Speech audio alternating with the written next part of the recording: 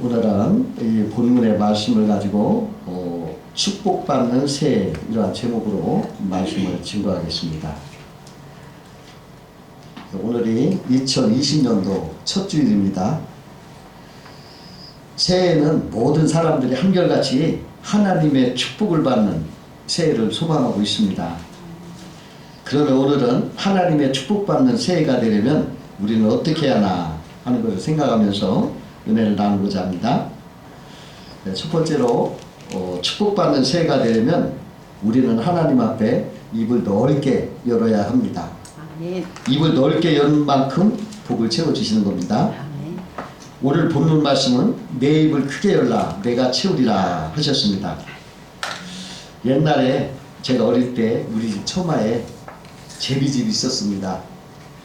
봄이 되면 제비 새끼들이 제비 둥지에 앉아서 어미가 날아다 주는 먹이를 서로 먹으려고 입을 그냥 있는 대로 벌려가지고 시끄럽게 짹짹대는 걸 제가 보았습니다.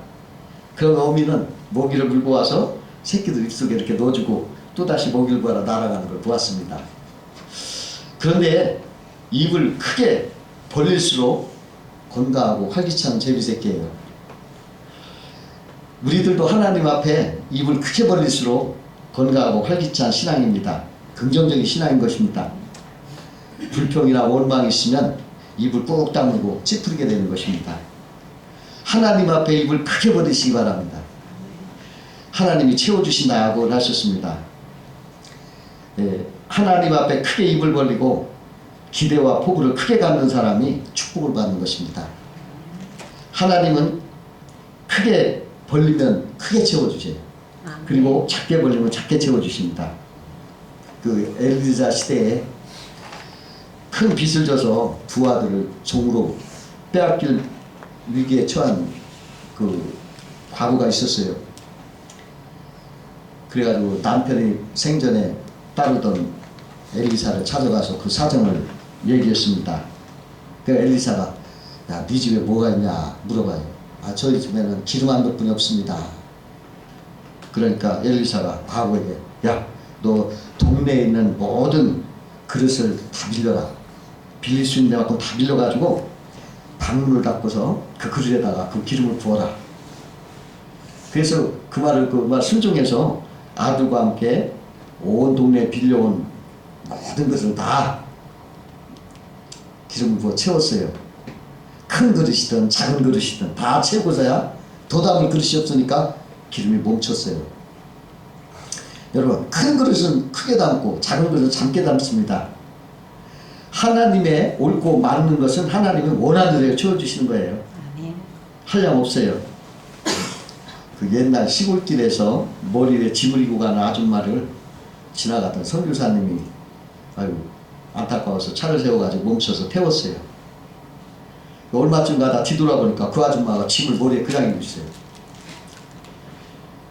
왜 그 짐을 그냥 입냐 그랬더니 그 아줌마 하는 소리가 태워준 것만 해도 너무 고마운데 어떻게까지 짐까지 내려놓습니까? 그러다면서 힘들게 앉아있는 거예요. 그래서 선교사가 그거 짐을 지고 가나 내려놓고 가나 차의 무게는 똑같으니까 걱정 말고 내려놓으라고. 그러니까 그제서야 내려놓더래요. 우리 하나님이 그렇게 조금 하나님 아니에요. 얼마든지 내려놓을 수 있습니다. 하나님은 크신 하나님, 풍성하신 하나님, 넉넉하신 하나님, 다 채우시고 나와요. 넘치게 하신 하나님이세요. 여러분, 우리들 입을 있는 대로 벌려서 하나님의 축복을 가득 채우는 한 해가 되시기를 축원합니다. 너무 벌려서 이제 턱관절 빠지면 안 돼요. 하여간 최대한 벌려서 이렇게 채우시기 바라요. 두 번째로 축복의 한 해가 되려면 간구해야 됩니다. 간구한 만큼 채워주시는 거예요. 하나님은 부르짖는 자의 하나님이십니다. 예수님이 비유로 이런 말씀하셨어요. 어느 도시에 과부가 있었는데 자기 원한을 풀어달라고 재판장을 찾아가서 부르짖었어요. 근데 그 재판장은 인정머리였고 아주 사람을 무시하는 오만한 사람이었어요. 그래도 과부가 자꾸 간구한데도 들은 척도 안 하는 거예요. 그러자 과부가 포기하지 않고 계속 쫓아가서 끈질게 간구하니까 그 재판관이 아주 질려버렸어요. 그냥 혼자 생각하기를, 야, 이 하찮은 과부 이렇게 자꾸 얘기 와서 쫓아와서 나한테 소원을 하려는데 이거 내가 들어주지 않으면 내가 괴로워서 살 수가 없겠구나. 아이고, 빨리 저거 들어줘야지 내가 살겠다. 그래가지고 그 과부의 소원을 들어줬어요. 여러분, 하나님은 간구하는 만큼 축복을 채워주시는 거예요. 그 가나안 여인이 있었는데 자기 딸이 심한 병에 걸렸어요. 그래가지고 예수님을 찾아가서 자기 딸 좀 고쳐달라고 부탁을 합니다. 근데 예수님이 그 여인을 한번 시험해 보려고 대답을 안 하셔요. 아무 응답을 안 해요. 그러나 그 여인은 물러가지 않습니다. 계속 간구하는 거예요. 그러나 예수님이 내가 온 것은 잃어버린 이스라엘 어린 양들을 위해서 왔지 이방 여인들을 위해서 찾아온 게 아니다. 넌 아직 자격 없다. 뭐 이런 식으로 냉정하게 딱 잘라 고지하니까 그래도 그 여자가 포기하지 않는 거예요. 계속 따라와서 간구하니까 예수님이 뭐라고 하냐면 자녀의 떡을 취해서 개들에게 던지 마땅치 않다. 그래서 그 욕이죠. 이제 개라고 하는 욕이죠. 그렇게 모욕을 줬는데도 그 여자가 뭐라 하냐면 옳습니다. 그러나 개들도 제 주인이 상에서 떨어지는 부스러기를 먹나이다. 이렇게 간구하니까 예수님이 뭐라 하냐면 여자여 내 믿음이 크도다. 내 소원대로 되라. 그 딸이 깨끗이 나았다는 거예요.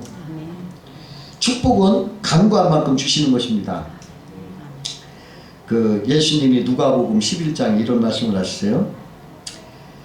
예, 또 이르시되 너희 중에 누가 덫이 있는데 밤중에 그에게 가서 말하기를 덫이여 떡 세 덩이를 내어 구워달라. 내 덫이 여행 중에 내게 왔으나 내가 먹을 것이 없노라 하면 그가 안에서 대답하여 이르되 나를 괴롭게 하지 말라. 문이 이미 닫혔고 아이들이 나와 함께 침실에 누웠으니 일어나 내게 줄 수가 없노라 하겠느냐. 내가 너에게 말하노니 비록 벗됨으로써는 일어나서 주지 아니할지라도 그 강청함을 인하여 일어나 그 요구대로 주리라. 내가 또 너에게 이르노니 구하라 그리하면 너에게 주실 것이요 찾으라 그리하면 찾아낼 것이요 문을 두드리라 그러면 너에게 열릴 것이니 구하는 이마다 받을 것이요 찾는 이는 찾아낼 것이요 두드리는 이에게는 열릴 것이니라. 너희 중에 아버지 된 자로서 누가 아들이 생선을 달라는데 생선 대신에 뱀을 주며 알을 달라는데 전갈을 주겠느냐. 너희가 악할지라도 좋은 것을 자식에게 줄 줄 알거든 하물며 너희 하늘 아버지께서 구하는 것을 구하는 자에게 성령을 주시지 않겠느냐 하시니라 했어요. 간구하면 간구하는 만큼 주님이 축복을 임해 주시는 거예요.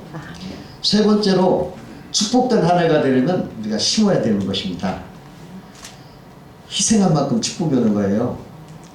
사람들은 심지도 않고 거두려고 하는 경향이 있어요. 자기는 아무 희생이나 헌신도 없이 이익만 취하려고 하는 사람이 있습니다. 그런 사람을 하나님은 싹뿐이다 그래요. 그건 참 악하고 헛된 일인 것입니다. 누가복음 6장 38절에 주라 그리하면 너에게 줄 것이니 곧 후이되어 누르고 흔들어 넘치도록 하여 너에게 안겨주리라 그랬습니다. 너희의 헤아림으로 너희도 헤아림을 도로 받을 것이니라 하였습니다. 심는 만큼 없는 것입니다. 옛날 펌프에 보면 막 처음에 물이 안 나면 어떻게 해요? 물 안 마어도 딴 데 얻어다가 물을 부어가지고 막 펌프질해야 물이 나와요. 그냥 빈 펌프 암만 뭐 하루 종일 해도 물 나오지 않습니다. 소용없어요. 여러분 어려워도 하나님 앞에 여러분 이렇게 헌신해요. 11조도 하고 감사운동도 하고 그래야 하늘문이 열리고 하나님의 축복이 임하는 거예요. 체험하지 않으면 그걸 맛을 몰라요. 그 어느 시골 성당에 주일에 내는 헌금을 그 성당은 내지 않고 추수 때 한꺼번에 그냥 내는데 그때 한 5만 원 내거나 또는 뭐 얼마씩 내드는 새로운 신부가 와서 보니까 예배가 활력이 없고 무기력하고 얼굴들이 다 어두운 거예요. 그래서 신부님이 이제 앞으로 맞돈 내고 예배 드리죠. 그래서 맞돈 내고 그래서 그 후부터는 매주 헌금을 가지고 내고서 예배를 드렸어요. 그렇게 신앙생활을 하는데 얼굴이 웃음이 피더라는 거예요. 그리고 또 생활이 점점 나아지더니 결산해 보니까 10배나 늘어났더라는 거예요. 그 외상으로 예배를 드리니까 안 되고 그냥 무기력하고 어둡더라는 거죠. 맛도 내니까 그냥 웃음꽃이 피고 활기차고 성도들이 막 이렇게 좋아지더라고요. 어느 임금이 지혜로운 신하들을 불러가지고 명령을 했어요. 야, 성공의 지혜를 찾아서 글을 써라. 그랬더니 신하들이 모여가지고 글을 썼는데 다 쓰고 나니까 12권이나 돼요. 임금이 그걸 보니까 야, 이거 너무 많아. 더 줄여봐라. 그래서 막 짧게 줄였더니 한 권이 됐어요. 임금이 보니까 그것도 많아. 더 줄여봐. 그랬더니 더 짧게 줄여서 쓴 것이 뭐냐? 공짜는 없다. 그 한마디. 공짜는 없다. 성공의 지혜는 공짜가 없다는 거예요. 희생이 있어야 축복이 있는 거예요. 그 사렙다 가부가 아들과 먹고 죽으려 하는 마지막 남은 그 양식을 그 엘리사 선지자를 위해서 음식을 만들어 헌신했잖아요. 그랬을 때 밀가통에서 밀가루가 솟아오르고 기름통에서 기름이 솟아올라가지고 기름이 끝날 때까지 풍부하게 양식을 먹었다. 이렇게 성경은 말하고 있어요. 그 미국의 석유 재벌 록펠러 잘 아실 거예요. 그분이 아마 세계적으로 그분 재산만큼 가진 사람 아직까지 나타났을지 모르겠어요. 53세에 최고 부자로 됐습니다. 근데요, 그분이 그렇게 돈을 많이 벌어 세계 최고의 부자가 됐어도 행복하지가 않은 거예요. 근데 55세 때 이게 불치병이 걸려가지고 시한부인생 1년 이상 못 산다. 이런 판정을 받았어요. 야, 이거 세상에 돈만 보고 앞으로 이렇게 돈 벌려고 이렇게 나왔는데 이제 금방 죽는다니까. 이거 얼마나 이게 후회가 되고 괴로운지 알 수가 없어요. 근데 어느 날 병원에 그날도 휠체어를 타고 이렇게 병원을 가는데 그 병원 복도에서 받는 자보다 주는 자가 복이 있다. 그 말을 듣고서 마음에 찡하고 가슴이 울리는 거예요. 이상하게 가슴이 찡 울려요. 근데 막 병원에 소란한 소리가 들려. 그래서 왜 그런가 하고 봤더니 어떤 소녀가 아픈데 돈이 없어서 병원에 입원을 못하고 그냥 그 어머니가 그냥 그 자기 딸 좀 살려달라고 막 애걸을 하는 거예요. 그 소리 듣고 나니까 이 록펠러가 자기 비료를 시켜서 빨리 몰래 그 치료비를 주라고.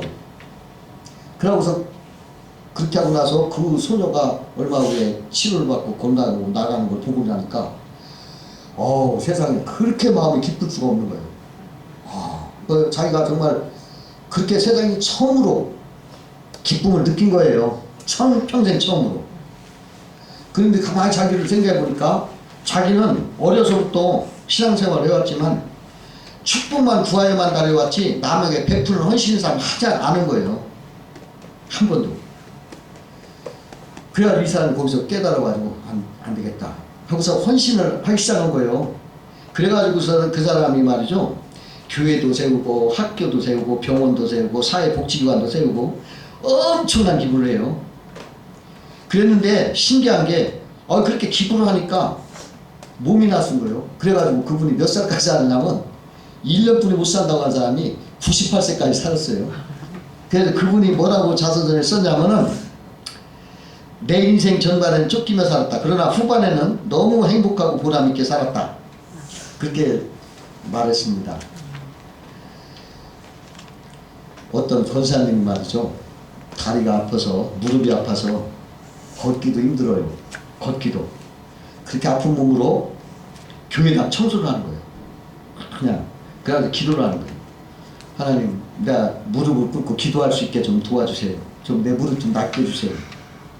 그러면서 청소를 계속 하는데 어느샌가 이 건강하게 돼가지고 이 무릎 꿇고 기도를 하게 됐다는 거예요. 여러분, 헌신이 있는 곳에 하나님의 축복이 임하는 거예요. 공짜 없다는 거예요. 그러므로 여러분, 헌신하고 희생하는 게 손해가 되는 것 같지만 아니에요. 그게 축복이에요. 갑절로 뭐 굉장한 값으로 복을 받아요. 그러니까 여러분 헌신을 두려워하지 말고 여러분 희생하시고 헌신하셔서 축복을 해에 등불이 받기 바랍니다. 네 번째로 축복의 한 해가 되려면 인내해야 돼요. 인내할 만큼 축복이 부어지는 것입니다. 그 다윗은요 나라를 구한 국공신이에요. 블레셋 골리앗을 때려잡았어요. 나라를 구한 거예요. 자, 훈장받아야 마땅한 사람이에요. 그런데 사울이 그 다윗을 막 시기해가지고 죽이려고 달려들어. 그래서 막 쫓겨다니고 많은 고난을 당합니다. 얼마나 억울해요. 참 억울한 일이었어요. 그러나 다윗은요 하나님을 경외하고 하나님을 두려워해서 자기가 사울을 죽일 수 있는 기회가 2번이나 왔었습니다. 그런데도 하나님 앞에 하나님 기름 부은 사람 내가 손댈 수 없다 하고서 인내하고 참아서 복수하지 않고 살려줬어요. 그래서 하나님이 그 다윗을 어떻게 했어요? 더 큰 그릇으로 쓰시고 큰 축복을 베풀어서 다윗 왕이면은 지금도 다윗 왕뿐이 없잖아요. 이스라엘에 별 다윗의 별이에요. 이스라엘 국기의 별 하나. 응? 다윗의 위대한 왕이 되겠어요. 지금 4,000년 가까이 하는데도 다윗이 별이 있잖아요. 위대한 왕이. 그렇게 하나님을 위해서 참는 자는 이렇게 복을 주시는 거예요. 억울한 일도 기도하고 참으면 참을수록 그만큼 하나님의 큰 축복이 임하는 것을 아시고 여러분 인내하셔야 돼요. 소낙비를 참고 기다리면 아름다운 7빛깔 무지개를 볼 수가 있다는 거예요. 그 중국에 모수라는 대나무가 있어요. 근데 그걸 산이나 밭이나 심어놓으면 5년 동안은 땅밖에 전혀 아무것도 솟아오르지 않고 아무것도 안 나와요. 근데 그게 가만히 있는 게 아니에요. 땅속으로 사방으로 뿌리가 뻗어나간대요. 그러다 5년이 지나면 그게 솟아오르는데 하루에 한 자씩 자라가지고 4주 만에 15m 이상 큰대요. 15m. 우리들도 기도가 이루어지지 않았다고 낙심하지 말아요. 때가 되면 하나님이 그냥 엄청나게 복을 주시는 거예요. 일본 춘추 전국시대에 천하를 주잡던 3사람이 있어요. 오다 노부나가, 도요토미 히데요시, 도쿠가와 이에야스. 이 3사람이 천하를 주름잡았는데 어느 날 현자가 그들에게 찾아와가지고 울지 않는 앵무새를 보여주면서 이거 어떻게 하겠습니까? 그러니까 오다 노부나가는 울지 않으니까 그냥 죽이자. 그러니까 도요토미 히데요시는 울지 않거든 울게 만들면 되잖아. 그러니까 도쿠가 이에야스는 울지 않거든 울을 때까지 기다리자. 그랬는데요. 그 현자는 도쿠가에게 절을 하면서 당신이야말로 천하를 통일할 것입니다. 그렇게 말을 하더라는 거예요. 올 한 해도 여러분 어떤 일이 있어도 참고 인내하면서 하나님의 뜻을 이루고 큰 축복의 한 해가 되시도록 그렇게 내가 축원합니다. 네, 기도하겠습니다. 상해 하나님 고맙습니다.